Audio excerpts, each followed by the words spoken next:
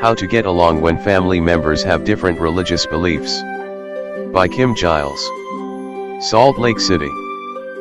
In this edition of Life Advice, Coach Kim addresses how differences in beliefs can create fear and judgment and how to move past that into love. Question. I read your article about different ways people do religion, and in my family, the problem is a little different. I have some children who are very religious and some who have left our church and are choosing not to be religious at all. There is tension and awkwardness at family gatherings when anything spiritual religious is mentioned.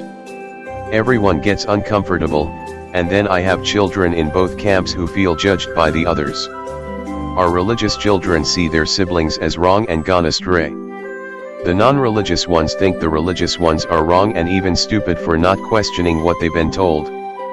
Knowing they both think this way, it's hard to foster mutual love and respect. Do you have any advice for how can we be comfortable together when we all have such different, yet strongly held beliefs? Answer. When your religious beliefs are different from the people you love, it can trigger some fear in both of you. The discomfort you feel is that fear showing up. In fact, all differences create fear. Whenever there is a difference between two people, be it race, religion, culture or color, or preferences of any kind, you both tend to believe that someone is right or better and the other wrong or worse. You do this because you are subconsciously programmed to compare everything.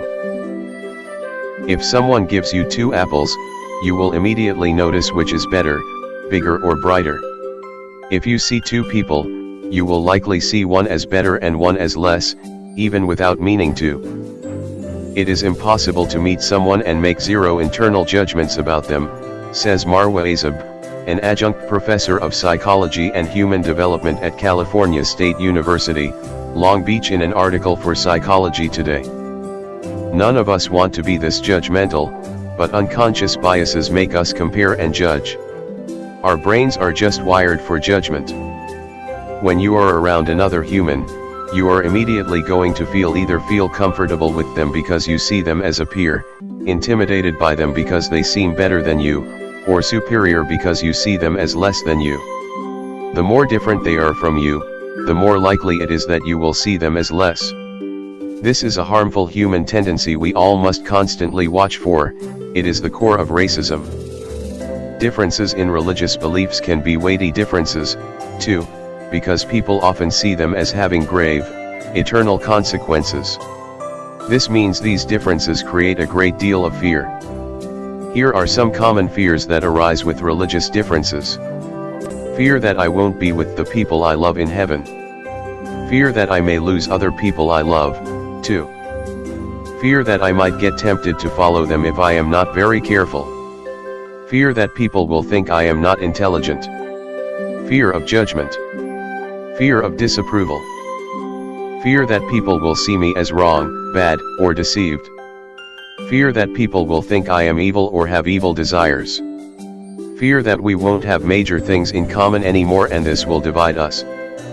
These fears make us feel unsafe and can drive a wedge into relationships, but they don't have to. Here are some thoughts you can choose to have to make these relationships better. What you, or they, believe is not a fact. Belief in God and in any particular religion is based on faith, which Merriam-Webster defines as a firm belief in something for which there is no proof. This is what makes religion tricky. There is no way to prove or disprove anything. When you have religious differences with people you love and care about, it is easy to forget that whatever you believe, you can't prove you're right, which means you could be wrong. Never forget that. What you believe feels like truth to you, but the other person is probably having the same feelings about their beliefs. So, instead of saying, "My church is the only true one," maybe go with, "This is the right church for me," or "This church feels like truth to me, though I know it doesn't feel that way for everyone." You might even want to make this clear to your family and acknowledge that you respect everyone's right to their personal faith and beliefs. Every person is having their own perfect classroom journey. This means the perfect classroom for you is probably not the perfect classroom for everyone else. Trust that God and the universe are wise teachers who know what they are doing, and each person is right on track in their unique classroom. They are learning different lessons than you are, and you cannot compare journeys on any level. Allow each person their unique path and trust that God loves them and has them safe in His hands on that path. There is nothing to fear. Choose to believe nothing exists that God did not create for the purpose of our education on love, and this includes differences and different religions. They are here for a reason and we need not fear them. No one group has the market cornered on God or spirituality. People all over the world, with a vast number of different belief systems, experience a higher power, spirit, intuition, connection with divine and spiritual experiences. It appears that if there is a source of divine power, it is no respecter of religions. God speaks to everyone and His Spirit is found everywhere. Never think because someone has different beliefs from yours, that they are less connected to God than you are. They may have a different type of connection to Spirit, and it can be different without being less. Think before you speak about religion or spirituality.